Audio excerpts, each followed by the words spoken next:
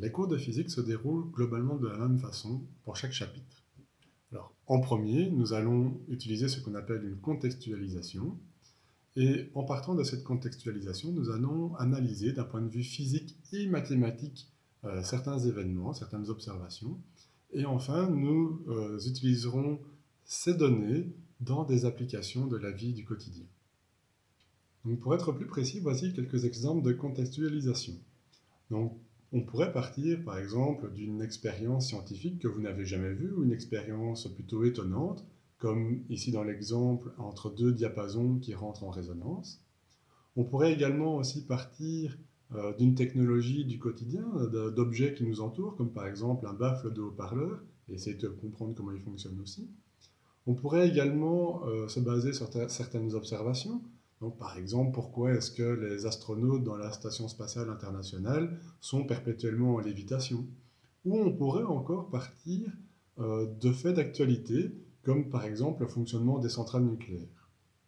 Alors, pour être encore un peu plus précis, pour vous donner encore un petit peu plus de détails, si on reprend l'exemple du baffle du haut-parleur, on ne va pas se contenter de le démonter pour comprendre qu'il est constitué d'une bobine de cuivre, d'un aimant et d'une membrane. On ne va pas se contenter de ça.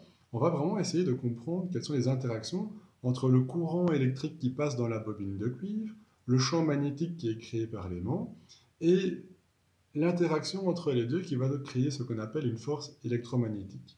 Alors en plus, dans le cas ici de la force électromagnétique, on va pouvoir, une fois qu'on aura bien compris cet exemple du haut-parleur, extrapoler, on va pouvoir comprendre d'autres applications, d'autres objets de la vie du quotidien, comme par exemple le moteur électrique qui tourne grâce à cette force électromagnétique.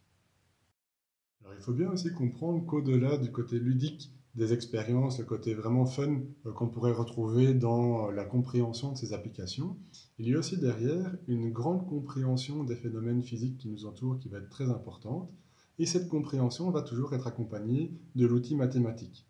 L'outil mathématique qui peut être parfois très simple, mais aussi parfois un peu plus compliqué, et donc nous allons construire ensemble le cours sur base de mathématiques et de la physique, qui sont vraiment deux matières indissociables l'une de l'autre.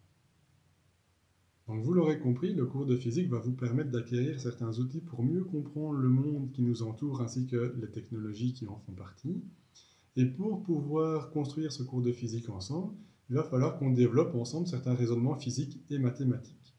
Alors, si tout ceci vous intéresse et ne vous fait pas peur, je vous donne rendez-vous en 5e et en 6e avec un très grand plaisir.